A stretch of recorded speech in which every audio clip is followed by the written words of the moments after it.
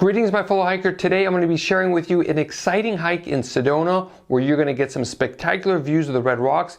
And whether you are a beginner hiker or an experienced hiker, there's going to be everything that you could possibly want in this hike up Mescal Mountain. Hi, I'm Brice, the president of Vaucluse, where we love to sweat less and love to explore more. Today, I'm going to be walking you through the hike that I took around Mescal Mountain, and there is the option to try and get up it, so that way you've got a little bit of both worlds, some extreme hiking and climbing out here in Sedona, but also if you're just looking for some great views with friends and family, you're definitely going to get that. And I'm going to be sharing with you some of our gear, our Vaucluse Cool-Dry Frame, which comes really helpful in cold and hot weather if you're looking to have a little bit more comfort with a backpack on you. So let's dive in.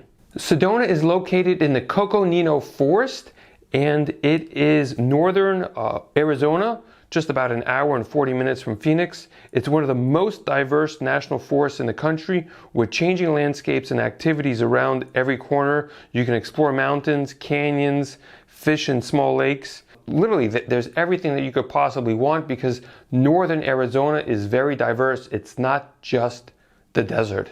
A lot of cool things to explore here. Overall, I would rate this hike as easy, but the only reason I say that is because of the trails that I took. There are options to go a little bit more extreme, so that is definitely an option if you're looking for a little bit more than what I'm showing you right now. So what I did was a loop around Mescal Mountain, which is about 5,000 feet. I started at the Mescal trailhead and parking lot. It's a beautiful trailhead. It's great parking, plenty of spots.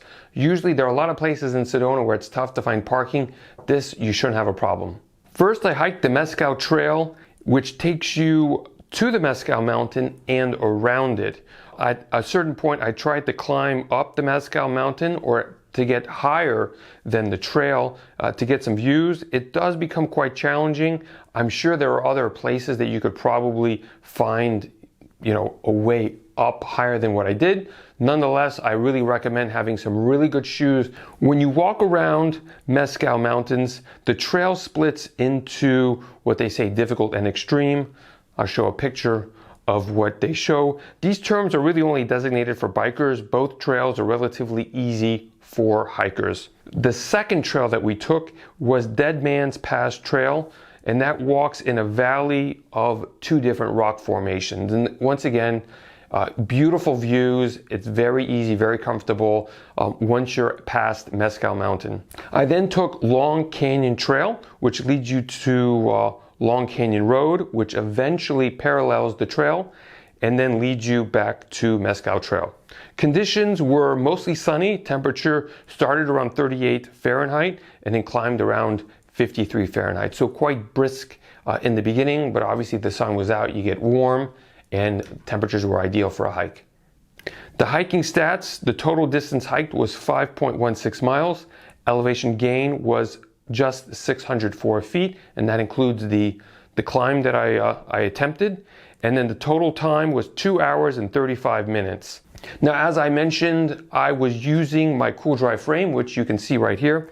And what it is it's a dual frame that allows airflow. There's an air gap right here, and it attaches to a backpack, any backpack. Right here, it's black, so it's really hard to see, but it goes right underneath like this. And then there's some loops on the top, and it just quickly straps into your backpack. And then there's some Velcro, and the reason there's Velcro is because every backpack is very, very different. So depending on what your backpack is like, the Velcro is very, very helpful. So that way you can attach it how you want to your backpack. And the frame is about 6 ounces, so it's very light. It weighs 2 pairs of socks.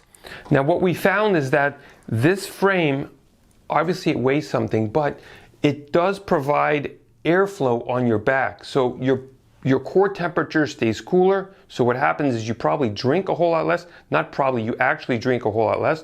We've done tests and we've gotten feedback from people. So you don't necessarily have to carry as much water. You don't have to obviously carry another shirt because for the most part, your back stays much drier. You'll be surprised how different your back feels when you wear a Cool-Dry frame compared to when you don't. Your back is when your back is completely touched to a backpack, or you have one of those like this. This is an Air Escape by Osprey.